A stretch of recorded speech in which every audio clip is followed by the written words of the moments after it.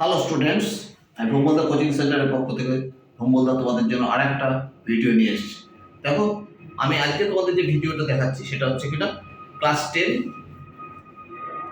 ভূগোল for test এক্সামিনেশনের suggestion. দেখো, এই যে ভূগোলের প্রশ্নগুলি তোমরা অবশ্যই পড়বে, তাহলে তোমরা টেস্ট পরীক্ষার সমস্ত প্রশ্ন উত্তরগুলো লিখতে পারবে। যেমন দেখো, এখানে তুই 1 নম্বরের প্রশ্ন পুরো খুঁটিয়ে পড়তে হবে, বইটা পুরো পড়বি।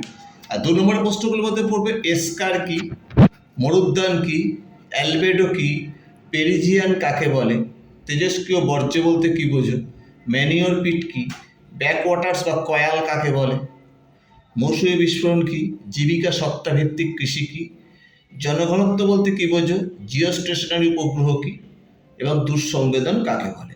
এই 10টা প্রশ্ন 2 নম্বরের জন্য পড়বে। এছাড়া বইটা ভালো করে পড়ে যাবে।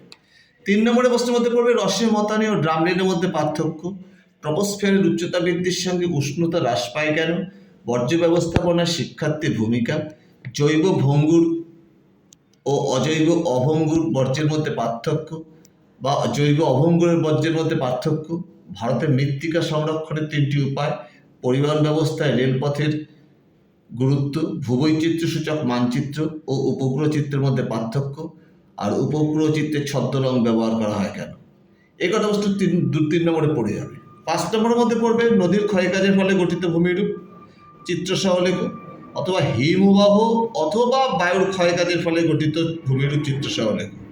আর নিহত বায়ু প্রবাহগুলির সঙ্গে বায়ুচাপ বলয়ের সম্পর্ক লেখো, পরিচালনা শৈলতকে বৃষ্টিপাত কীভাবে সংঘটিত হয় চিত্রসহ লেখো, আর সমুদ্র স্রোত সৃষ্টির কারণ।